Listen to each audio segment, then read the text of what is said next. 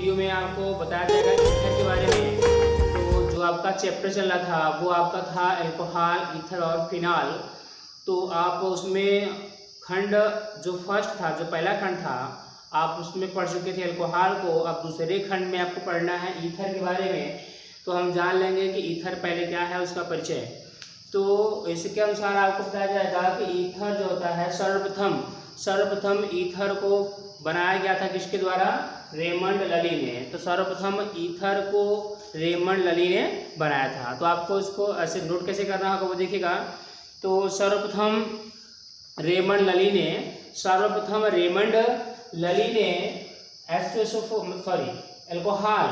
Alcohol पर, शुद्ध alcohol पर, सर्वप्रथम रेमंड लली ने शुद्ध अल्कोहल पर ऑयल ऑफ विट्रियोल मतलब H2SO4 को कह रहा है, इसका नाम होता है ऑयल ऑफ विट्रियोल होता है। तो सर्वप्रथम रेमंड लली ने शुद्ध अल्कोहल पर ऑयल ऑफ विट्रियोल की अभिक्रिया से एक यौगिक प्राप्त किया था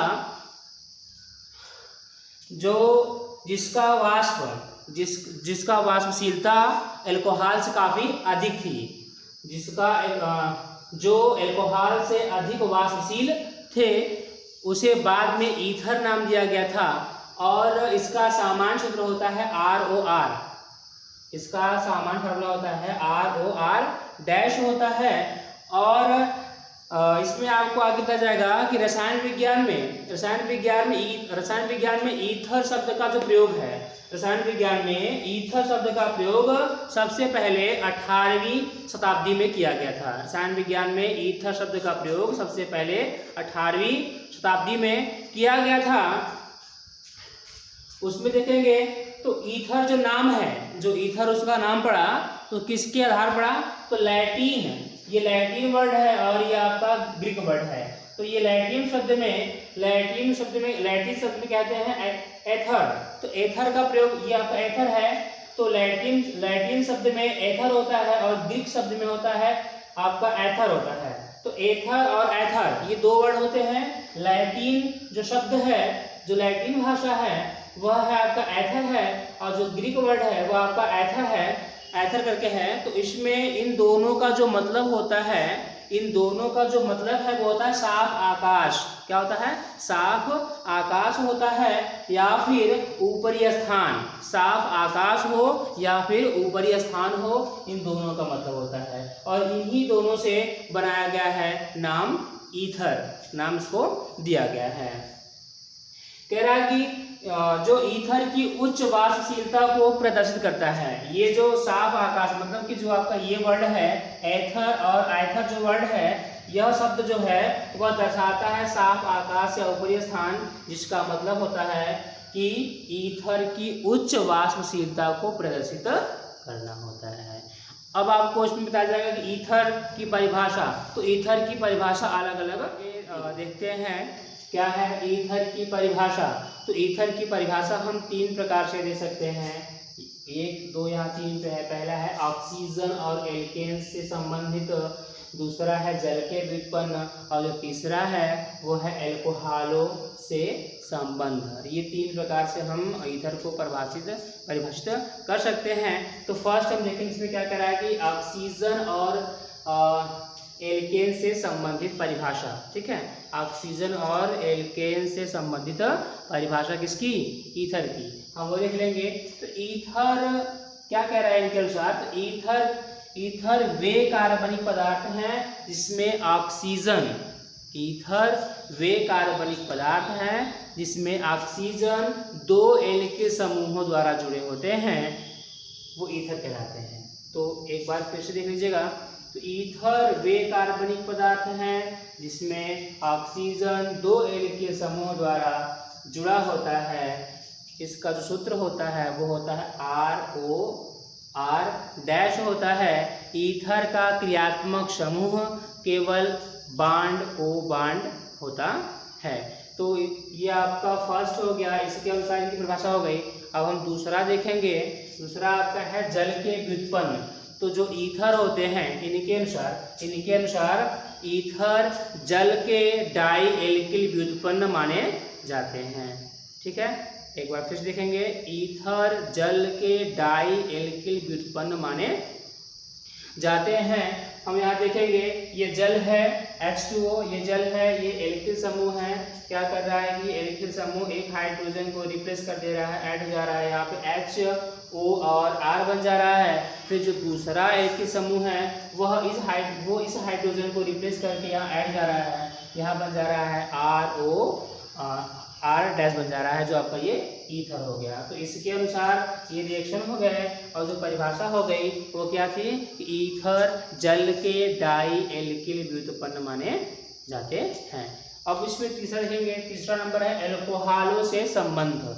तो ईथर का जो संबंध है वो एल्कोहलों से है। तो इसके अनुसार जो परिभाषा होगी हम कह सकते हैं कि जो ईथर होते हैं, ईथर एल्कोहलों के एनहाइड्राइड कहलाते हैं। जी हाँ, ईथर एल्कोहलों के एनहाइड्राइड कहलाते हैं। इनके अनुसार देखेंगे ये आपका एल्कोहल के 2 अणु हैं, तो एल्कोहल के 2 अणु में से एल्कोहल के इसमें से 2 अणु में से ये हम दिखा रहे हैं आपको, थोड़ा सा मिस्टेक हुआ,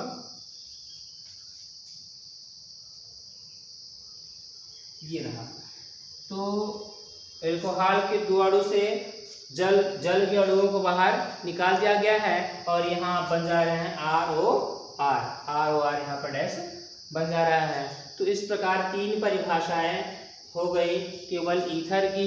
पहला हो गया ऑक्सीजन और एल्केन का संबंध हो गया, और दूसरा हो गया आपका जल के व्युत्पन्न से, और तीसरा हो गया आपका एल्कोहलों से संबंध से।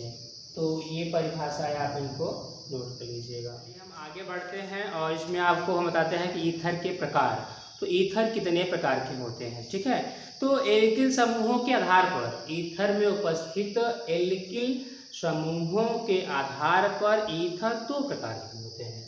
पहला क्या होता है, सरल ईथर अथवा सममित ईथर। तो पहले हम इनको देख लेंगे। तो जब ईथर में उपस्थित 2 एल्किल समूह, जब ईथर में उपस्थित दो एल्किल समूह समान हो, तो जब ईथर में उपस्थित 2 एल्किल समूह समान हो तो सरल या सममित ईथर कहलाते हैं। उनके एग्जाम्पल देखिए किस प्रकार है। एग्जाम्पल देंगे, R बांड R डैश है, तो इनको हम किस रूप में दर्शाए हैं, CH3OCH3। आप देखेंगे इसमें जो एल्किल समूह है वो दोनों समान प्रकार के ही हैं, दोनों CH3 और CH3 ही हैं, ठीक है। और यहाँ देखेंगे C2H5O, ये भी क्या है, समान प्रकार के ही दोनों एल्किल समूह हैं। तो इस प्रकार के ईथर को हम सरल ईथर या सममित ईथर कहते हैं। इसका नाम आप नोट कर लीजिएगा, इसका नाम है डाई मेथिल ईथर, इसका नाम है डाई एथिल ईथर, ठीक है। अब हम चलेंगे दूसरा, क्या है, मिश्रित अथवा असममित ईथर। मिश्रित अथवा असममित ईथर, ये जो है वो ऊपर वाला जो सरल वाला है उसके विपरीत होता है, उसको उल्टा होता है। तो इसमें क्या है कि जब ईथर में 2 भिन्न प्रकार के, जब ईथर में 2 भिन्न एल्किल समूह हो, तो जब ईथर में 2 भिन्न एल्किल समूह उपस्थित हो तो इस प्रकार के ईथर को मिश्रित अथवा असममित ईथर कहा जाता है। इनके एग्जाम्पल हम देख लेंगे। ये वही है, R bond R, O bond R dash है, तो इसको यहाँ दर्शाया गया है CH3 bond O bond C2H5। आप देखेंगे जो यहाँ पे एल्किल समूह है दोनों अलग अलग हो गए हैं, ये CH3 और क्या है C2H5 करके हैं, तो दोनों यहाँ पे अलग अलग हो गए हैं। इसी प्रकार यहाँ देखिएगा C2H5 बांड O करके है यहाँ पे, और यहाँ पे है C6H5 है, तो दोनों यहाँ जो एल्किल समूह हैं वो अलग अलग हो गए हैं। तो इसका जो नाम है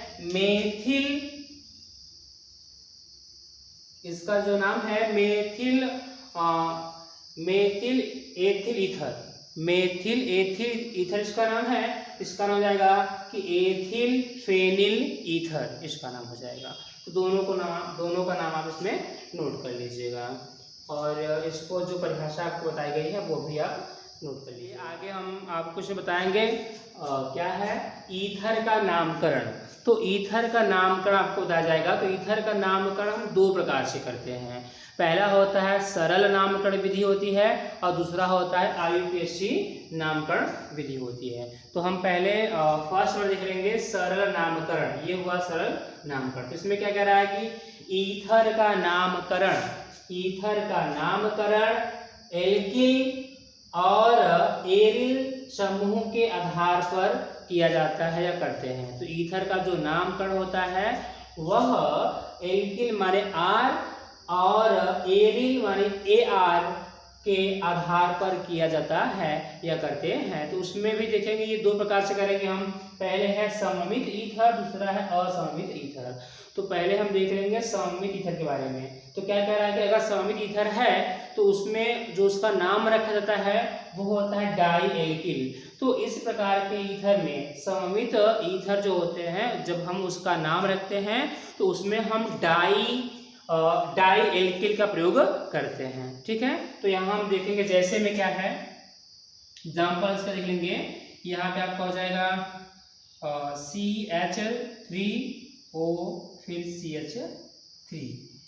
तो ये समान प्रकार के हैं, तो हमें सममित कहेंगे। तो अब जब इसका नाम रखा जाएगा तो इसका नाम क्या हो जाएगा, डाई एल्किल यहाँ पे हमें रखना होगा। तो यहाँ पे हम देख रहे हैं कि दो मेथिल ग्रुप है, तो हम यहाँ करेंगे die methyl ether.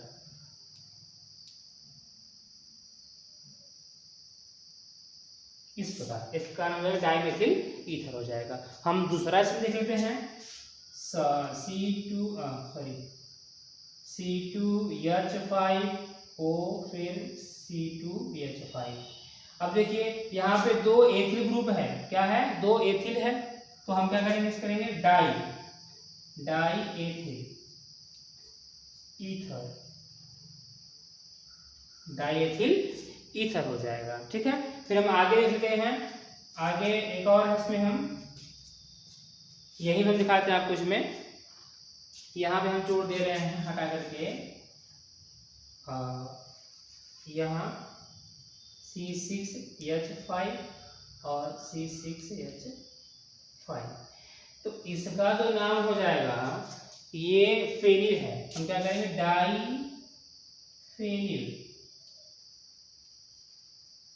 Phenyl ether, इसका नाम हो जाएगा डाई फेनिल ईथर हो जाएगा। तो इस प्रकार हम इसका नाम कर लेंगे। यहाँ पे जब भी देखेंगे तो जो यहाँ पे एल्किल समूह होंगे वो समान प्रकार के होंगे, जो यहाँ है वही यहाँ होगा। तो यहाँ दो होंगे तो उसके हम डाई का प्रयोग करेंगे। तो इस प्रकार इसका नामकरण कर सकते हैं। अब इसमें हम देखेंगे सेकेंड नंबर, जो बी नंबर है वो असममित ईथर है। असममित ईथर मतलब जिसमें भिन्न भिन्न प्रकार के एल्किल समूह होते हैं, उनका नामकरण कैसे करेंगे हम देख लेंगे यहाँ पे। तो क्या कह रहा है कि इसमें जो समूह छोटा होता है, ध्यान दीजिएगा, तो इसमें जो समूह छोटा होता है उसका नाम पहले रखते हैं, और जो समूह बड़ा होता है उसका नाम बाद में रखा जाता है, और अंत में ईथर शब्द लगा दिया जाता है। ठीक है, तो अब हम इसका एग्जाम्पल यहाँ देख लेते हैं। जैसे देखिए यहाँ पे है CH3 bond O bond C2H5। अब देखिए इसमें मेथिल और एथिल दोनों है। ठीक है, तो इसमें बड़ा कौन सा है और छोटा कौन सा है। तो जिसके पास एक कार्बन है वो छोटा है, जिसके पास दो कार्बन है वो बड़े हैं। तो इसके पास कितना कार्बन है, एक ही है तो बड़े हैं। इसके पास कितने कार्बन है, यहाँ 2 कर ले रहे हैं, C2H5 करके हैं। तो यहाँ पे दो हैं तो इनसे बड़े हैं। तो पहले हम छोटे का नाम लिखेंगे। इसका नाम क्या है, CH3। इसका नाम मेथिल है, यहाँ हम करेंगे मेथिल। और इसका नाम क्या जाएगा, एथिल। मेथिल एथिल, मेथिल और एथिल, लास्ट में क्या लगाना है आपको, ईथर लगाना है, यहाँ कर देंगे ईथर। तो यहाँ हो जाएगा आपका methyl ethyl ether, methyl ethyl ether, इसका ये नाम हो जाएगा। इसके और भी एग्जाम्पल आपको यहाँ पे दिखा देंगे, देख लीजिए यहीं पे मान लीजिए यहाँ पे है सी, हाँ तो ये C6H5O, फिर यहाँ करेंगे C2H5। अब देखिए इसमें कौन सा बड़ा कौन सा छोटा है, हम देखेंगे ये क्या है, ये C6H5, जो C6H5 है ये बड़े हैं और C2H5 क्या है, छोटा है। तो पहले हमें छोटे का नाम लिखना होगा और बाद में बड़े का नाम लिखना होगा। तो छोटा आपका है एथिल, सॉरी हाँ एथिल है, ये हो जाएगा एथिल, और उसके बाद ये क्या है, फेनिल, एथिल फेनिल और ईथर,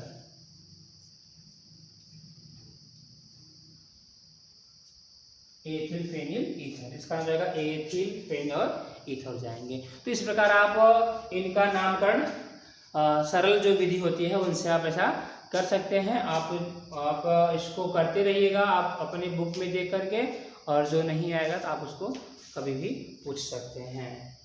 तो ये आगे दिखाते हैं आपको दूसरा, सेकेंड नंबर IUPAC नामकरण। तो साधारण नामकरण तो हो गया है, सामान्य जो था, अब हम पढ़ेंगे IUPAC नामकरण। तो इसको हम देख लेंगे सबसे पहले कि हम किस प्रकार इसको हम पहचानेंगे कि जो यौगिक है वह ईथर ही है। तो सबसे पहले देखेंगे तो इनका सामान्य सूत्र होता है, सामान्य सूत्र होता है R bond O bond R dash होता है। अगर इस प्रकार का यौगिक आपको दिखाई पड़ता है तो वो ईथर ही है। दूसरा है, इसमें सेकंड चलेंगे क्रियात्मक समूह, ईथरों का जो क्रियात्मक समूह होता है वो होता है बांड O बांड होता है, ठीक है, बांड O बांड, ये O यहाँ पे है, ऑक्सीजन करके है ऐसा। और पूर्व लग्न, उसमें क्या हम जोड़ते हैं, उनके जब उनका नाम बनाते हैं उसमें क्या जोड़ते हैं, पहले एल्कॉक्सी, एल्कॉक्सी उसमें जोड़ा जाता है। और अंकन, हम यौगिकों का अंकन, जब हमको ये पता चल जाएगा कि ये जो है ईथर है, तो उसका हम अंकन कहाँ से करेंगे वो देखेंगे। तो अंकन वहां से करते हैं जहां से क्रियात्मक समूह लगा होता है, और उसमें जो एल्किल समूह बड़ा होता है हम उधर ही अंकन करते हुए चले जाते हैं। अब अगला है कि IUPAC नाम। तो उनका जब हम IUPAC नाम बनाते हैं तो उसको यहाँ क्या कैसे लिखेंगे, एल्कॉक्सी प्लस एल्केन, क्योंकि जो आपका ईथर होता है वह एल्केन के व्युत्पन्न एल्कॉक्सी होते हैं, एल्केन का व्युत्पन्न एल्कॉक्सी करके होता है, फिर वहां पे ईथर बन जाता है। तो alkoxy plus alkene is equal to alkoxy alkene. तो इस प्रकार हम इनका IUPAC नाम लिख लेंगे। तो ये एज ए फार्मूला टाइप का है, तो हम आपको इसमें एग्जांपल बता दे रहे हैं, देख लीजिएगा यहाँ से। तो यहाँ मान लीजिए आपका है CH3O फिर C2H5। अब अंकन कहाँ से करना है देखेंगे, क्योंकि आपको इस प्रकार का मिल गया तो ये आपका ईथर है, आप समझ गए। अब इसके लिए हमें क्या करना होगा, तो सबसे पहले हम इसका अंकन करेंगे। तो अंकन हम, ये ग्रुप यहीं से लगा हुआ है क्योंकि ये बड़ा ग्रुप इधर है, जो बड़ा समूह है वो इधर है, क्योंकि यहाँ 2 कार्बन है, 2 कार्बन तो ये बड़े हो जाएंगे, तो इनका इधर से बड़ा हो जाएगा, तो हम इनको इस प्रकार से लिखेंगे। तो सबसे पहले हम अंकन कर लिए, हमारे पास 2 कार्बन है, 2 कार्बन का नाम क्या होता है, एथेन होता है, तो ये एथेन हो जाएंगे। अब हमें इसका नाम इसमें जोड़ना है।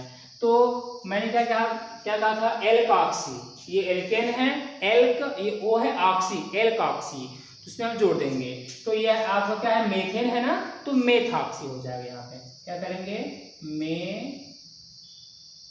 मेथॉक्सी, मेथॉक्सी इतना हो गया। अब इसमें जोड़ेंगे एथेन,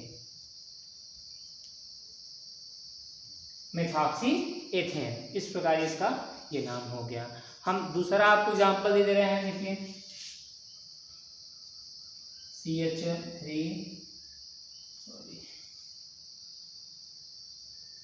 C2H5 और O फिर C3H5। अब देखिए इसका नाम कैसे बनाएंगे। अब हम देख रहे हैं इसमें जो इलेक्ट्रिक समूह हैं दोनों समान प्रकार के हैं, ये भी आपका एथेन है, ये भी आपका एथेन है करके है। तो हम क्या करेंगे, अंकन चाहे इधर कर लेंगे, हो जाएगा, दो यहाँ भी दो यहाँ भी हैं। तो हम इसका नाम कैसे बनाएंगे, एक के लिए क्या लिखेंगे, एथॉक्सी। जिधर अंकन करेंगे उसको छोड़ देंगे, जनक हो गया।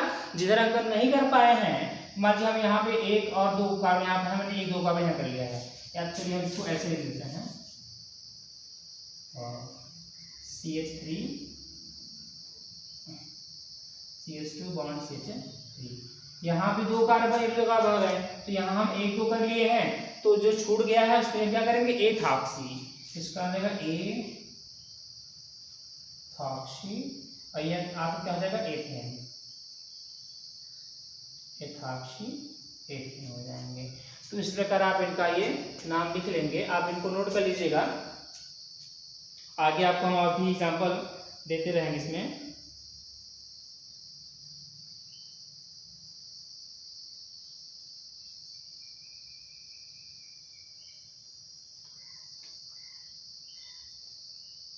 ठीक है, हम आगे इसमें देखते हैं एग्जाम्पल, एक फॉर्म आपको देते हैं इसमें। तो C6H5 bond O bond C6H5। अब देखिए अगर ये सामान्य होता तो उसको हम क्या कर लेते, डाइफेनिल कर लेते इधर से, लेकिन नहीं, हम इसका नाम लिखेंगे, आईपीएससी नाम लिखेंगे, तो एक के लिए क्या जाएगा, ये फेनिल हो जाएगा। एक के लिए इसमें क्या जोड़ेंगे, फेनिल जोड़ देंगे, और जो दूसरा C6H6 है उसके लिए हम क्या करेंगे, बेंजीन, क्योंकि अब जानते हैं बेंजीन का होता है फॉर्मूला दोनों को बेंजीन के, लेकिन हम इसको फेनिल भी कहते हैं। ठीक है, तो इसके लिए क्या करेंगे, ये अंकन मैंने यहां कर लिया, इसको क्या करेंगे, फेनॉक्सी, फेनॉक्सी और बेंजीन, फेनॉक्सी बेंजीन। इस प्रकार हम ईथर का नाम ऐसे लिख लेंगे। तो आप इनको नोट कर लीजिएगा। इसके हम कुछ और भी एग्जांपल देखते हैं यहाँ पे। देखिए जैसे इसमें आपका है C2H5 bond O bond C6H5। अब इसके हम क्या करेंगे, ये तो हम दो, ये छोटा है तो इसलिए तो आपको एथॉक्सी हो जाएगा, ये बड़े हैं तो इनका नाम लेंगे, ये बेंजीन में है, 6 कार्बन तो बेंजीन होता है, तो हम क्या करेंगे, इसका नाम कैसे कहेंगे हम लोग, एथॉक्सी, एथॉक्सी, उसके बाद बेंजीन यहाँ कर लेंगे, एथॉक्सी बेंजीन कर लेंगे। इस प्रकार इसका हम नाम लिख लेंगे। और भी हम इसमें आपको दिखा देते हैं। देखिए इसमें आपका है, यहाँ हम कर लेते हैं CH3 फिर O CH2 CH2 फिर CH3। अब देखिए इसका नाम हमको बनाना है, तो हम देखेंगे हमारे पास ये जो जनक जा रहा है वो 3 है, तो हमारे जनक हो जाएंगे, बाकी आपका ये एथॉक्सी हो जाएगा। तो अब ये भी देखना होगा कि ये जो O लगा हुआ है वो कौन से कार्बन से लगा हुआ है। अंकन करना होगा, 1 कार्बन 2 कार्बन और 3 कार्बन, तो ये पहले कार्बन से लगा हुआ है, इसलिए हम वहाँ पर एक अंक को दर्शाएंगे। यहाँ क्या कर लेंगे, 1, ये एथॉक्सी है, सॉरी मेथॉक्सी है, यहाँ कर लेंगे मेथॉक्सी। उसके बाद 3 कार्बन यहाँ पे हैं तो प्रोपेन हो जाएंगे, प्रोपेन। अब देखिए 1 मेथॉक्सी, 1 इसलिए क्योंकि ये जो ये पहला कार्बन है इनसे इस ग्रुप से लगा हुआ है, तो हम क्या करेंगे, इसके लिए हम यहाँ 1 दिखाएंगे, और फिर मेथॉक्सी प्रोपेन, मेथॉक्सी ये प्रोपेन हो जाएगा। हम इसी को ऐसे कन्वर्ट करें, CH3 बॉन्ड O, फिर बॉन्ड यहाँ कर लेंगे CH, और फिर CH3 का थ्राइस। अगर ऐसा आता है तो अब क्या करेंगे, हम क्या करेंगे, इसी को हम पहले ओपन कर लेंगे, इसी को देखिए हम इस रूप में लिखेंगे, CH3 bond O bond CH, फिर बॉन्ड CH3, सॉरी यहाँ 2 रहेगा, यहाँ 2 है तो 3, फिर यहाँ लगा देंगे CH3, इस प्रकार। अब उसको काउंट कर लेंगे, हमारे पास 1 2 और 3 हो गया। 1 2 3 कार्बन हो गए। अब हमें इनका नाम बनाना है, तो इसका हम क्या बनाएंगे, यहाँ पे देखिए, तो ये मेथाक्सी हो ही जाएगा। अब हमको देखना है कि ये ग्रुप कौन से कार्बन से है, 1 और 2 ये दूसरे कार्बन से लगा हुआ है, यहाँ कर लेंगे 2, ये आपका मेथाक्सी है, यहाँ कर लेंगे मेथाक्सी, मेथाक्सी हो जाएगा। और उसके बाद 3 कार्बन है तो प्रोपेन करेंगे, यहाँ करेंगे प्रोपेन, ये आपका प्रोपेन हो जाएगा। तो इस प्रकार हम इसका आईयूपीएसी नाम लिख लेंगे। तो आप इसके एग्जाम्पल भी और भी करते रहिएगा, और ये जो आपको नियम बताया गया है इसी नियम से आप इसको पूरा करते रहिएगा। चलिए हम लोग इसमें आगे देखते हैं ईथरों में समावयवता। ईथरों में समावयवता, आइसोमेरिज्म इन ईथर्स। तो हम देखेंगे कि ईथरों में 2 प्रकार की संरचनात्मक समावयवता होती है। ईथरों में 2 प्रकार की संरचनात्मक समावयवता होती है। पहला है क्रियात्मक समूह समावयवता और दूसरा है मध्यावयवता। तो हम पहला देख लेंगे, आपका है क्रियात्मक समूह समावयवता, फंक्शनल ग्रुप आइसोमेरिज्म। तो सबसे पहले हम इसको देख लेंगे, क्या है ये कि ईथर मोनोहाइड्रिक एल्कोहलों के साथ क्रियात्मक समूह समावयवता दर्शाता है। जो ईथर होता है, ईथर मोनोहाइड्रिक एल्कोहलों के साथ, ईथर मोनोहाइड्रिक एल्कोहलों का मतलब ये होता है कि ऐसे एल्कोहल जिसमें केवल एक ही OH समूह हो। तो क्या कह रहा है कि ईथर मोनोहाइड्रिक एल्कोहलों के साथ क्रियात्मक समूह समावयवता दर्शाता है। दोनों यौगिकों का सामान्य सूत्र CnH2n+2O होता है। वो चाहे ईथर हो और चाहे एल्कोहल हो, दोनों यौगिकों का जो सामान्य सूत्र होता है वो होता है CnH2n+2O होता है। और क्या है, किंतु क्रियात्मक समूह, परंतु दोनों के क्रियात्मक समूह भिन्न भिन्न होते हैं, अलग अलग होते हैं। तो हम देखेंगे तो एक OH अर्थात एल्कोहल का है और वो केवल किसका है, O जो होता है बांड O ईथर का होता है। इसमें हम आपको एग्जांपल दिखाएंगे। तो C2H6O है और C3H8O है। इसके 2 संरचनात्मक समावयवता बनते हैं और इसके 3 बनते हैं। तो आपको हम भी दिखाते हैं इनके स्ट्रक्चर को बना करके।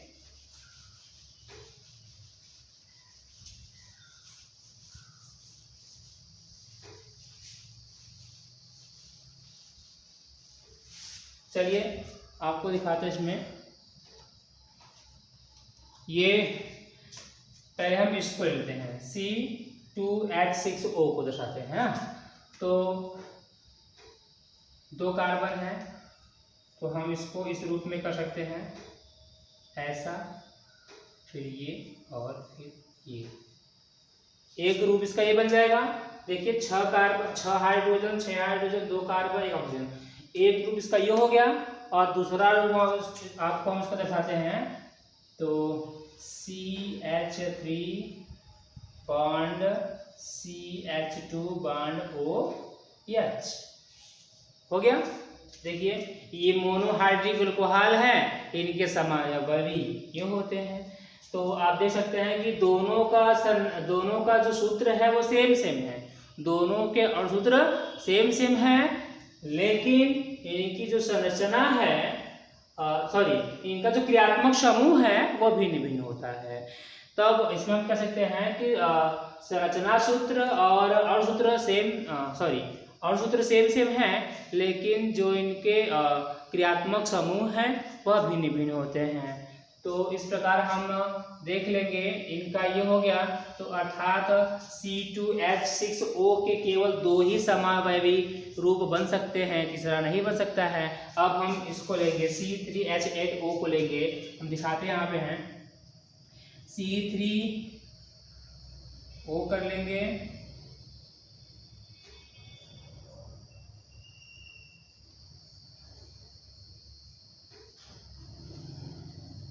यहाँ पे कितने हैं, 3 कार्बन, तो फिर 3 और 3 6 2 8 हाइड्रोजन 8 हो गए, यहाँ हो गया एक इसका ये रूप इसका बन गया। हम इसका दूसरा रूप बनाते हैं तो इसको हम चेंज करेंगे ऐसे CH3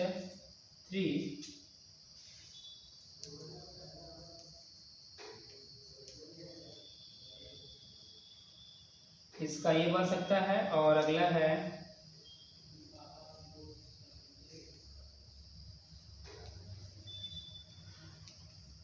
ये। अब इसमें गिनेंगे तो सभी जितने भी परमाणु हैं सब समान समान हैं। देखिए यहाँ पे आपका 8 हाइड्रोजन है और 3 कार्बन 1 ऑक्सीजन है। यहाँ देखेंगे हम लोग 3 3 6 2 8 हाइड्रोजन है, 3 कार्बन 1 ऑक्सीजन है। और यहाँ देखेंगे तो 3 और फिर